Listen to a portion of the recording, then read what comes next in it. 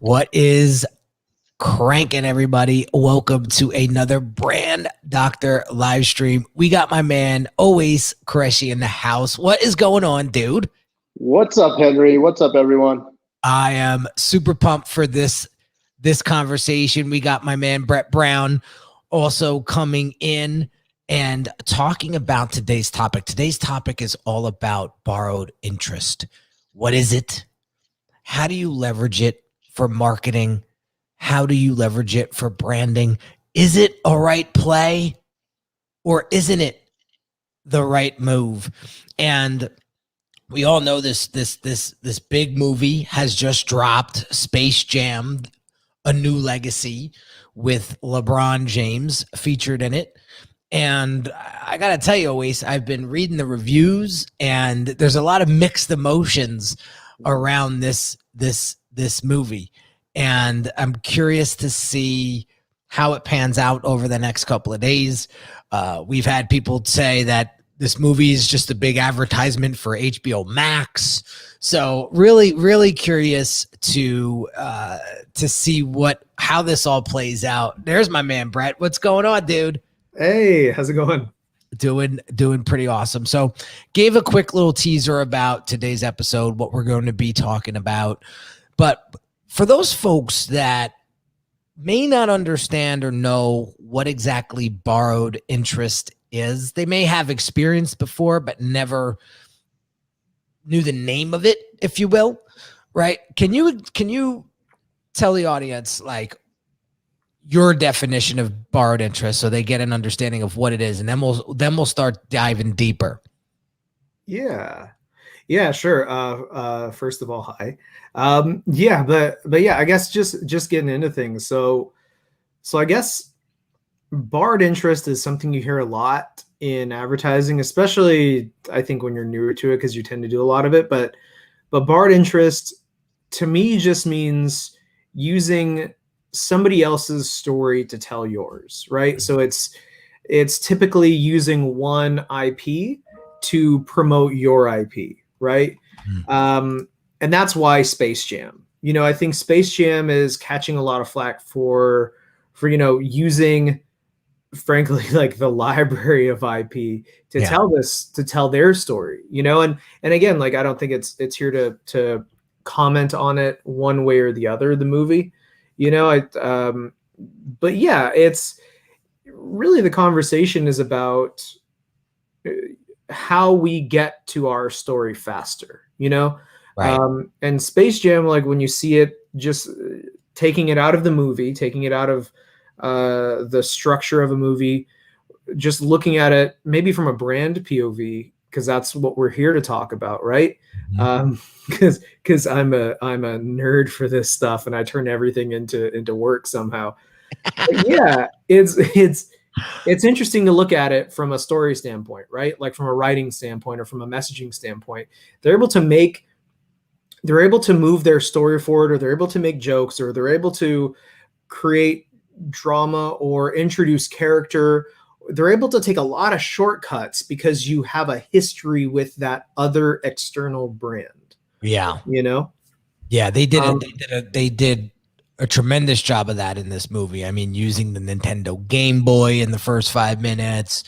The villain's name is Al G Rhythm. There's so many different plays here, right? There's so many different plays here. So what you're saying, it sounds to me, is like, how do we position ourselves as a brand, and how do we communicate our value is the big question. And is borrowed interest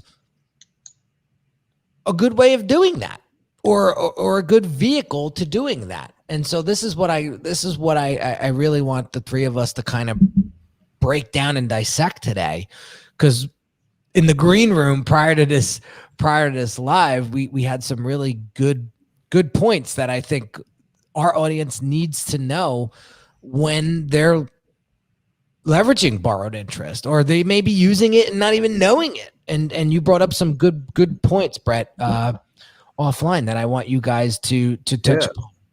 Oh, so we're just letting everyone behind the scenes now. No, yeah, I think it's interesting, right?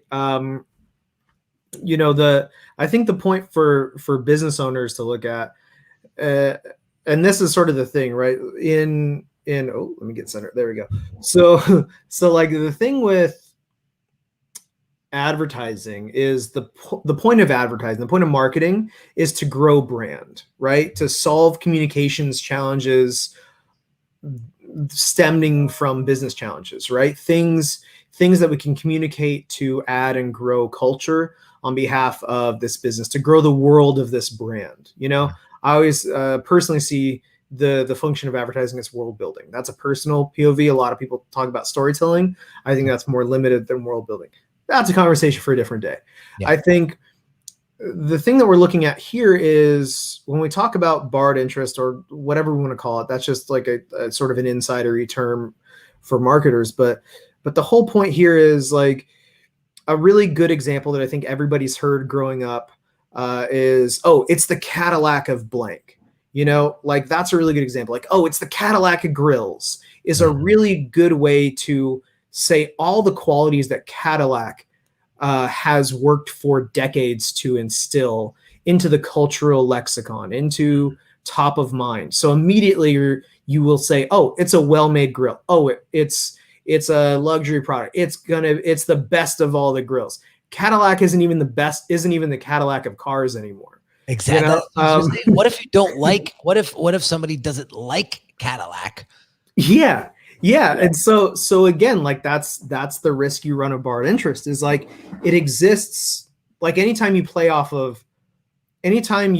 reflect culture instead of just creating it, you run the risk of being beholden to like that moment. Like it's why some jokes are evergreen and some are just in that moment. Like political jokes don't age well because those are very of that moment, you know, like they're like, cool, like 6 months from now, this won't even make sense. No. You know, like years from now, people don't even understand the Jimmy Carter jokes, you know? And so it's like, cool. Like if you're telling a teenager now, like, oh, it's the Cadillac of things, like, do they see it as a positive or are they like, oh, so does that mean it's like a dying American company? What does that mean? Like, does that mean it's like overpriced luxury? Like, yeah.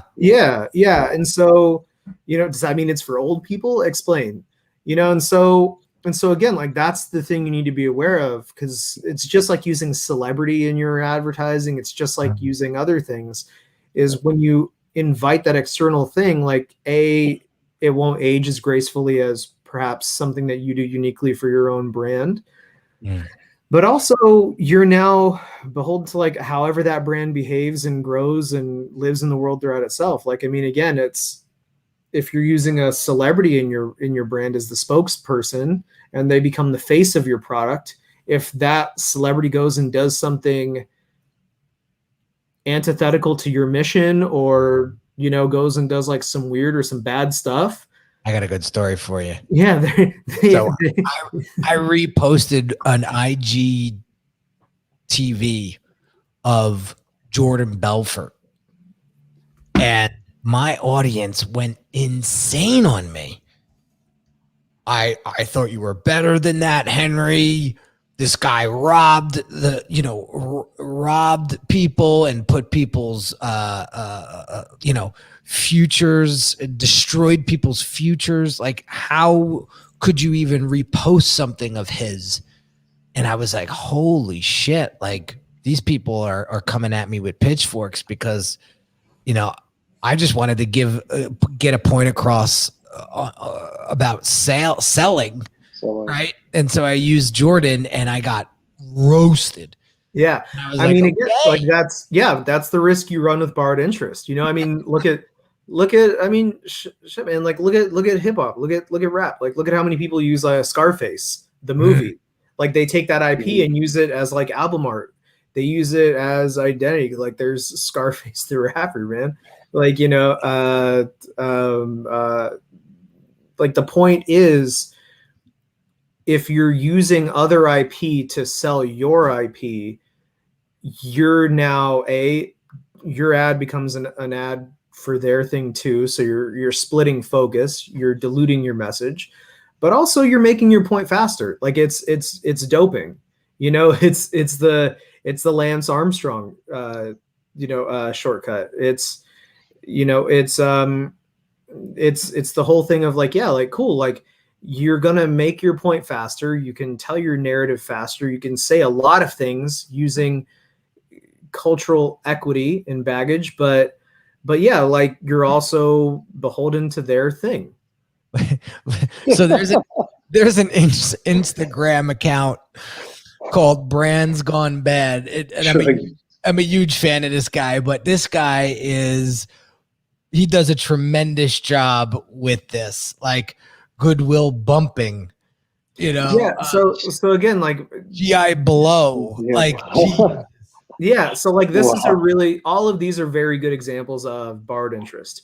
You're using a different brand's entire art direction, brand palette in order to get to your joke faster, in order to say your thing, quicker, right? Like, in order to make a comment on a thing, like again, that's why you see borrowed interest a lot at like ad school, because these are typically things you won't do. Like, this isn't like this is a parody account, but again, like, you're trying to make a point and you're mashing things up to make that point, some of these are just art and just for jokes, but like the whole point there is whatever you're trying to say about those shoes, the heels stuck out because it's like, oh, cool. Like, using borrowed interest, you can say a lot if you put shoes in a Hot Wheels package, because suddenly you're talking about the speed, you're bringing in all the things that brand connotes, you're now giving to your message. Yeah, Joshua Easter says the pattern that I'm seeing. Go ahead. Yeah, I want to point out what Joshua says here. Baggage we may not know about attached to others that we can't control the perception and actions of. Yeah. So true. Yeah, the pattern that I'm seeing in this entire conversation is really relevance is probably the biggest leverage here, or it plays a huge role in that borrowed interest.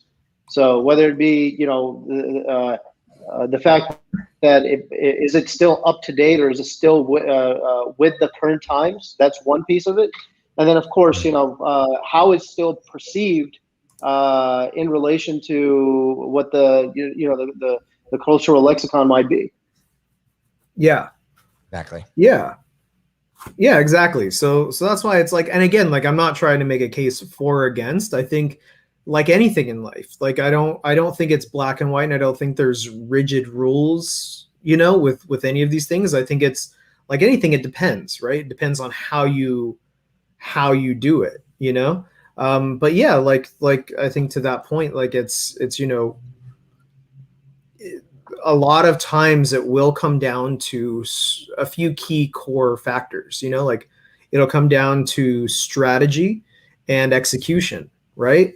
Like, strategy meaning, is the thing you're trying to say so difficult to communicate that you need to invite in some other form of shortcut, a way to do it, right? Like, again, like, I think similes for when you're going through ad school, like, one of the early things, like, a lot of junior and student level copywriters will start to do is like really similes, and again, you see it at all levels. I'm not trying to like make a point, but I think the point that I am trying to make about it is like, again, it's the Cadillac of cameras, it's the Cadillac of microphones, says a lot. It's the filet mignon of shoes. It's, and sometimes that can be really misguided. But again, if that's like core driving strategy, then you're also relying on a external thing. And if it's a messaging comm strategy, even for a campaign, then that campaign, how long of a life does that have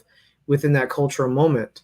Well, let's talk about this for a second. We talked about, prior to going live, we talked about positioning our brand inside of a different category. Yeah. Right? And I'll use myself as an example. I mean, there's a reason why I branded myself the brand doctor, because your whole brand is borrowed interest. Yeah. My whole entire brand is borrowed interest. Right. So God forbid doctors, well, and some do to this point. I mean, let's just say, right. Let's just say some doctor did a terrible thing, and now I'm associated with it. Now I'm not a doctor. I don't have a PhD. I don't think the healthcare community is, ad hoc going to do something horrible.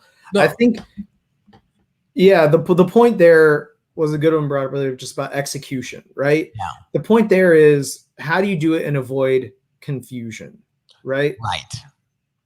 Like that was something that was brought up, is like, okay, but don't you run the risk of confusion, right? Right. Right. Yeah. And so really my answer to that was, I think it's about execution. Like, that's why it matters who you have executing these things. Mm-hmm. That's, and again, like for a lot of clients, that's a big ask. And I know that's sort of a scary ask, and it's why it's really important to do your homework and kind of at a certain point go with your gut, and you need to know what to look for when you're hiring creative partners.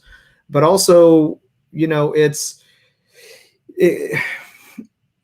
need to also be aware of the landmines ahead of you. If you're going to go down that road, you need to know where those are. If your whole brand becomes so procedural and so hung up on the doctor side of brand doctor, then people are going to be like, well, do you even do branding? What does that mean? Like, do I need it? Is this a medical thing? So do you do pharma clients? Like, help me understand what you do, because I'm not a pharma brand. My company makes software. My company makes an app. I make basketballs. Why would I need a doctor? Like my friend is in the pharma industry. I'll give him your number and see if they want to hire you.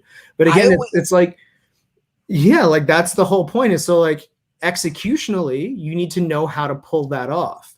You need to know how to say, I'm a doc. Like, I apply the Hippocratic oath, do no harm, to personal brands. I apply this thing over here to this brand. And for a lot of clients, that's the conversation we're having, is like, that's an interesting thing to do. And a lot of it, is executional. Well, I was nervous. I'm not going to lie. When a colleague of mine sort of coined me that name, I was a little hesitant at first to brand it and to take it over, because I said to myself, like, all right, how many people really like to go to the doctor? Right. One. Number two is, how many people, like, if we're going to use terminology, like surgery and diagnosis and things like that, like, do I get so medical on them where they like associate that with a horrible experience, in their life, and they're like, oh God, I don't want to do surgery on my business, because like, I remember when I went in for surgery and they botched it up. Like, my cousin has a horrible experience when he got his appendix taken out. Like, it was awful. They went in laparoscopic and they realized, oh crap, we can't do it this way because it's so bad. And they had to slice half his body open to get the surgery. Yeah. I think, sorry, go. No, I'm just saying, it's like, I ran that risk. I took that risk. Yeah. And it just happened to pay off for me. But to your point, Brett, I don't go so heavy into it where like, you don't see me with a lab coat or a stethoscope or like dressing the part or talking the language as much as maybe I could. I think, again, the natural desire when you're doing this is to go all in, because like, why not? It's important to not be half in, half out. Like, that's where a lot of clients that's where brands will lose people, because like, then you're not really committing. You got to commit. You got to commit to the bit. Own it. Yeah. But at the same time, you have to make sure you don't lose the plot. The point of you doing that borrowed interest is to communicate faster. Yes. If you start adding more and adding more, I'm just going to use Josh's thing. Like, if you add more baggage, you're just going to weigh yourself down. And now suddenly something that you leaned into purposefully to be faster at communicating, so you can just get to your point quicker and not have to explain process. You can just be like, cool, we form a diagnosis. You come in for treatment. We are going to reach a diagnosis, give you a prescription for branding, brand doctor, boom. Like, cool. I understand what a diagnosis is. I understand what a prescription is. You don't have to tell me, you don't have to belabor the point the way that a lot of other creative service firms will be like, okay, cool. Well, first we have a client intake, and then we do a heavy Q&A session to reach, to figure out what your problem is. And how we define a problem is da da da da da da. And then we define, what we're going to do. And really, we call that planning, zibbly flop. And we do this crazy thing here. And really, our process is working for da da da da da. And they make up a bunch of stuff. And it's like, cool, like that's really unique to them. But how fast can you do that? And Brand Doctor does that really quickly. But if you start adding so much that you obfuscate it, that you clutter it up and make it confusing, and you over index on that side of things, then then your messaging, you've lost the plot. And so again, that's why if you're going to do that, it's important to understand it. Like in marketing, sometimes for comm strategies, we will, even for brand strategy, for a lot of my clients, one thing that I actively look for is what conversation should you be in? Because I think that's a really quick way to differentiate yourself. And so, an example of Barren Interest, to Brand Doctor point, and to the point we were talking about earlier, is cool, dummy example would be if you're a stroller brand, what if we didn't market you like a stroller brand? What if we marketed you like a luxury car? And we did everything that we would do for a luxury car, and then, but again, it's cool. So then, from a messaging standpoint, we're going to talk about the hand stitched leather. We're going to talk about the safety ratings. We're going to put our safety, stuff up there. We're going to shoot it like a luxury car. We're going to, have running footage. We're going to do all of these things, that everything that you would do for a luxury vehicle, we're going to now do for these strollers. Really interesting communications thing that we get to solve now, because it's the only stroller brand that's ever going to be done like that. And it gives us a strategic way into the creative that connects the creative to the problem that the business wants to solve. However, if you lean into it too far, if you start doing all the things that we just talked about for the doctor, and you start getting in the way of it, and you start really, really doing it too much, then you run the risk of confusion. You're like, well, is this a vehicle? It's no, it's an alternative to the City Mini or whatever. It's an alternative to the Bugaboo. It's a really nice stroller that costs a lot of money, and it's the Cadillac of strollers, man. And so again, it comes full circle to that, and it's cool. How do you do that quicker, and then how do you do it more artfully? What I just described from a messaging standpoint, is the comms strategy version of it's the Cadillac of strollers. But I don't need to say it. I don't need to, I don't need to use a sledgehammer where we can use a screwdriver to say that sort of thing. But I think it's important for businesses to be aware of this stuff. I mean, especially again, you can see how potent it is in culture. Space Jam, for example, is able to start so many discussions and able to be pulled in so many directions of fashion and sports and all of these different things that it's able to talk about as a movie and as a film, where some films are okay, cool, they're just going to be in the conversation of their genre. It's oh, cool, a new action movie came out or a new comedy came out, let's talk about this, and let's talk about some of the stars. Whereas Space Jam, it's okay, cool, it's, we're talking about sports, talking about the role of IP. I mean, we're talking about Space Jam on this channel, again, their cultural shorthand did its job. And that's all we're trying to talk about for clients, and for brands, is even at a high level, what are you doing to shortcut your messaging? Yeah. I'll give you a quick example. So yesterday you guys know that I like to repost a lot of Instagram reels and then put my little spin on it. And so it's a funny story. I'm sitting on my couch, and my 4-year-old son is over my shoulder going, "Daddy, show me the dog that farts in the microphone again." And he's obsessed with this, right? With this one little reel, right? So I show him that, we start laughing, and then I start scrolling through reels. So we hit this one reel, and it's what's those little French bulldogs? Those little tiny things, right? So there's a French bulldog running laps in this living room, like super fast, like jumping on the couch, jumping down the couch, running around the coffee table. And somebody dubbed like a Ferrari engine to the dog running. So as the dog's running, you hear, right? Like switching gears. And me and my son are cracking up. I'm like, I'm totally reposting this, but I got to put my spin on it, right? So I repost it, and my caption over the video is, people are still chasing clients like ... And then in the caption of the video, I put, stop chasing clients. Like, this is what you look like when you chase clients. It reeks of disparity, and your brand is not positioned properly if you have to chase clients.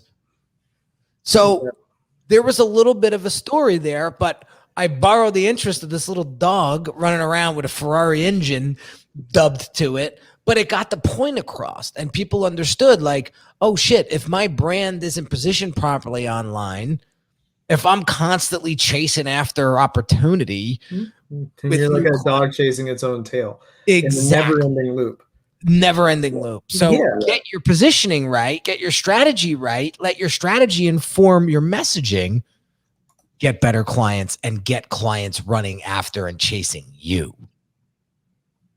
And that was the story out of that little reel. And it got great response. So that's just one little example you could use. Yeah, I mean, again, though, like that, that's layered. Yeah, it's interesting. It's super layered. Yeah, you used that piece of thing. It's a funny piece of content, but you used it to tell the story of like, yeah, like, you know, that's why they say a picture's worth 1,000 words, right? Like the videos, you know, that video was able to say, you know, you're able to find a fresh way in your message again, which is why we do that. And like, quicker. Yeah, and I think borrowed interest is a little bit specific when you're talking about it as a term. Like, again, I think it's like one of those sort of insidery terms. It's not really human. But the whole point is, like, I think borrowed interest is more when you're using one IP to talk about another one. Okay. But even like to that point, though, if I took that sound, which is, if that's an iconic Ferrari engine, and I, you know, played that sound over a shot of a pair of sneakers, that's a pretty quick ad to say that these shoes are fast, you know, like just as a dummy version. But like, you know, I think the point there is like, yeah, like all of these things are cultural shorthand because so few brands, and especially a lot of startups and a lot of people, you know, solopreneurs, people that are looking for personal brands too, like a lot of these things are so nuanced and new, and your differentiator, it has a lot of layers and nuance to it.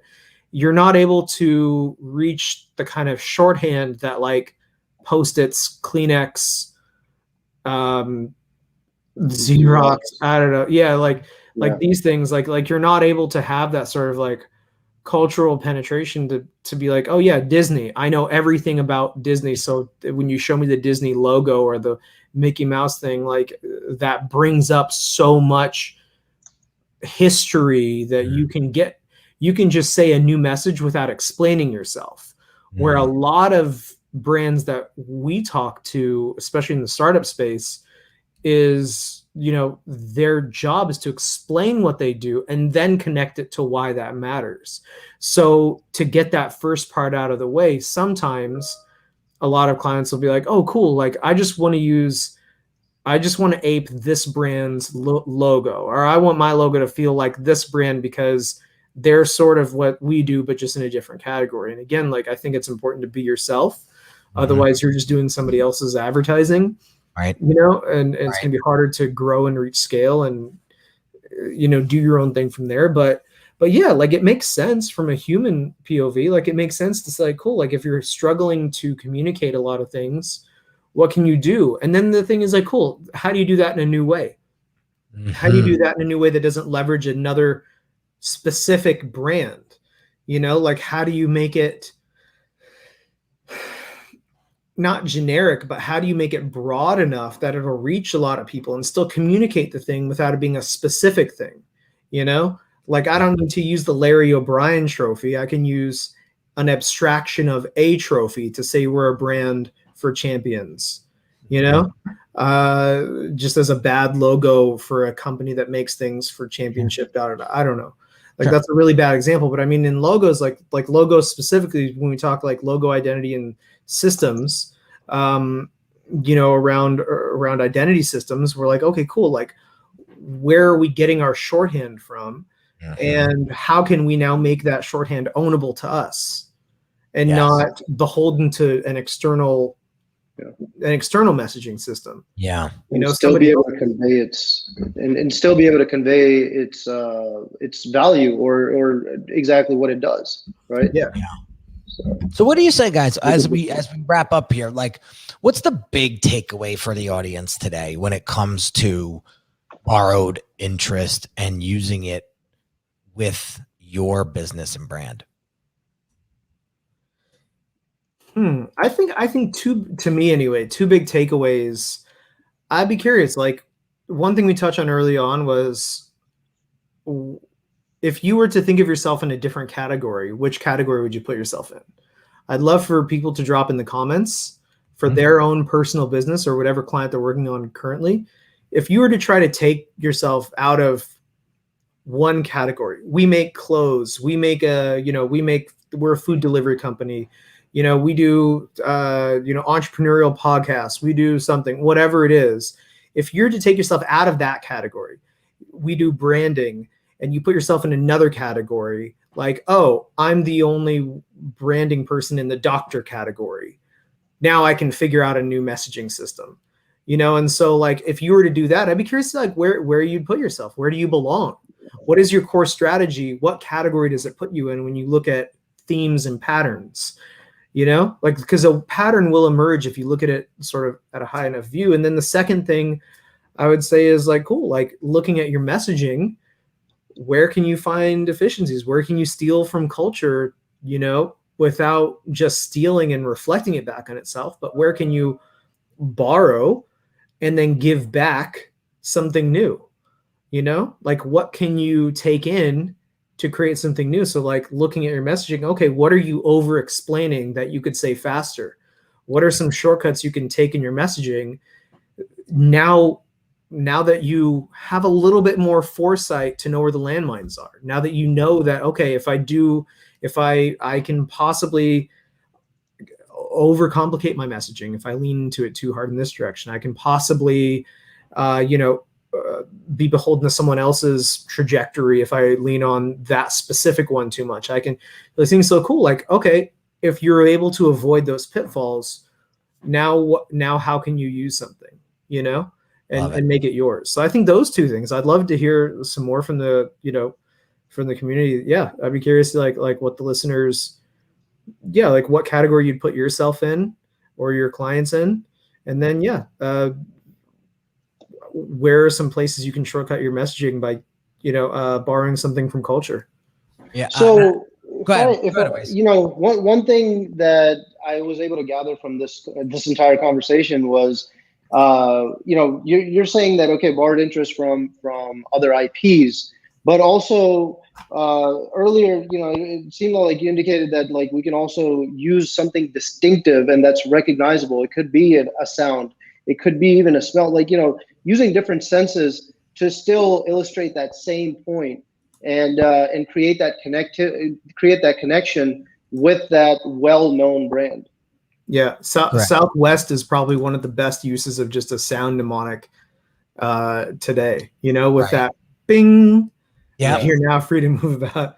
Like that sound on an airplane. That is such a freeing sound. Right. That's right. Yeah. I love that. And, my biggest takeaway from the conversation would be to beware of the borrowed interest that you borrow from. I learned a lesson the hard way when I borrowed something from Jordan Belfort, and I got a lot of backlash. Yeah. I mean, Yeah, that's a good thing too. Like it's important. I mean, like I said earlier, like it's important to know to really it's why good creative partners are hard to find. Like there's like anything else in the world, there's more bad than good. There's more, agencies that settle than there are ones that will push their clients in the work. But yeah, when you can find those, that's a special relationship. And I'm saying that selfishly because I believe I'm in that group. But yeah, I think the point, even removing myself from it, like, because like I don't care if you come to me or anybody else. I think the point here is just it's important to do your homework so you know what you're looking for and you get the right thing for you. Yeah. And that's a certain amount of homework. And just what Henry just said too is it's really important to do your homework when you do borrow these things. If you're going to leverage another IP, or if you're going to leverage a person, or if you're a brand that or target a specific audience. Yeah, if you're a brand that recycles content or quotes or leverages those things, knowing what you're pulling from and knowing that person, like I mean, again, like if you're out here quoting Michael Jackson in 2021, that's going to be problematic. If you're out here putting R. Kelly against your stuff, that's problematic. And like it's important to be able to do your homework, and really while you're hiring people to do that on your behalf, it is important as a client to do the same thing. Like it's important, especially as you like when you create new things, that's more from the gut. I believe. I think you can only test to a degree. I don't believe in testing that strongly, but like yeah, if you're taking something that's existing, do your homework. Know as much as you can about that, because you're putting that now as a reflection of your own brand. And you heard Henry just went through that, not that long ago.